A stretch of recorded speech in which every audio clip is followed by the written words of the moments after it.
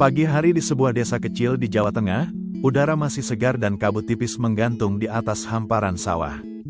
Jalan tanah yang membelah desa itu mulai ramai oleh para petani yang berangkat ke ladang.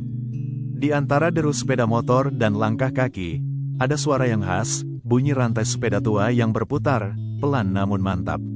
Sepeda itu unik. Di bagian belakangnya terpasang sebuah rak kayu yang dipenuhi buku-buku warna-warni. Di atas sadelnya duduk Pak Budi, seorang pria berusia 54 tahun dengan senyum yang selalu menyambut siapa saja. Ia bukan sekadar mengayuh sepeda, ia sedang mengantarkan pengetahuan, membagikan cerita, dan menyalakan harapan di hati anak-anak desa.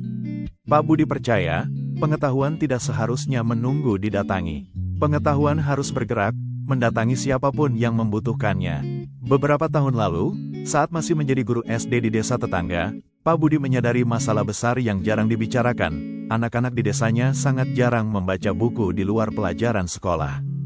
Bukan karena mereka tidak mau, tetapi karena mereka tidak punya akses. Perpustakaan terdekat berjarak lebih dari 15 km. Jalan menuju ke sana berliku, menanjak, dan sebagian besar tidak beraspal. Tidak ada kendaraan umum, dan sebagian besar keluarga tidak memiliki sepeda motor. Akibatnya, buku hanya mereka temui di sekolah. Setelah lulus, sebagian besar berhenti membaca sama sekali. Pak Budi mulai berpikir, bagaimana kalau bukunya yang datang kepada mereka? Ide itu sederhana, tapi belum pernah dicoba di daerah ini. Ia lalu memutuskan untuk menggunakan sepeda tuanya, yang sudah menemaninya sejak masa kuliah, untuk mengantarkan buku ke desa-desa terdekat. Dengan modal beberapa puluh buku bekas sumbangan teman, lahirlah perpustakaan sepeda pada tahun 2014. Setiap hari, Pak Budi memulai perjalanannya pukul 6. Ia mengayuh sejauh 20-25 km, tergantung jadwal kunjungan. Jalan yang dilalui bukan hanya jalan datar, ada tanjakan berbatu, jembatan kayu yang rapuh, bahkan jalur kecil di tepi sawah. Musim hujan adalah ujian terberat. Pak Budi harus membungkus buku-buku dengan plastik tebal agar tidak basah. Terkadang ban sepeda selip di lumpur, memaksanya untuk turun dan menuntun.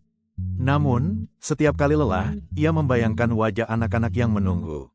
Begitu melihat mereka berlari menyambut, semua rasa capek hilang, katanya sambil tersenyum. Jadwal kunjungan sudah ia atur dengan rapi, Senin di Desa Sukamaju, Rabu di Desa Mekarsari, dan Jumat di Desa Harapan. Di masing-masing desa, ia punya titik pertemuan tetap, biasanya di bawah pohon besar atau di teras rumah warga.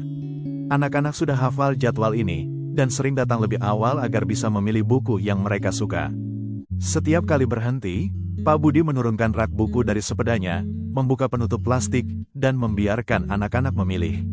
Ada yang langsung membuka buku cerita bergambar, ada yang meminjam buku pelajaran untuk mengulang pelajaran sekolah, bahkan ada yang tertarik pada ensiklopedia hewan.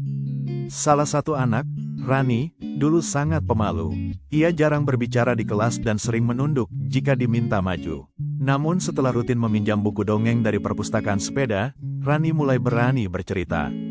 Tahun lalu, ia memenangkan lomba bercerita tingkat kabupaten. Kini, setiap kali Pak Budi datang, Rani membantu mengatur buku dan mengajari teman-temannya membaca. Bagi Pak Budi, momen seperti ini adalah bukti bahwa buku bukan sekadar tumpukan kertas. Buku adalah pintu ke dunia yang lebih luas, dan setiap anak berhak untuk membukanya. Awalnya, Pak Budi hanya bekerja sendirian. Namun berita tentang perpustakaan sepedanya menyebar lewat media sosial. Komunitas literasi dari kota mulai berdatangan, membawa buku sumbangan, alat tulis, bahkan sepeda baru. Kini, ia tidak lagi sendiri. Ada 3 relawan muda yang membantunya mengayuh sepeda ke desa-desa yang lebih jauh. Mereka membawa kegiatan tambahan seperti kelas menggambar, lomba membaca puisi, dan sesi bercerita bersama. Perpustakaan sepeda tidak lagi hanya soal buku, tetapi juga menjadi wadah belajar kreatif bagi anak-anak. Pak Budi punya mimpi, membuat sepeda perpustakaan tenaga surya, yang dilengkapi lampu baca, sehingga anak-anak bisa membaca meski listrik di desa padam. Ia juga ingin memiliki perpustakaan kecil permanen sebagai pusat literasi, tapi tetap mempertahankan sepeda sebagai simbol gerakan. Baginya, roda sepeda bukan hanya alat transportasi. Ia adalah roda pengetahuan, selama terus berputar, harapan akan terus bergerak. Di dunia yang serba cepat, kisah Pak Budi mengingatkan kita bahwa perubahan besar bisa dimulai dari langkah kecil, atau dalam hal ini, dari kayuhan sepeda. Setiap buku yang ia bawa adalah sebuah perjalanan, dan setiap perjalanan membawa kita lebih dekat pada mimpi.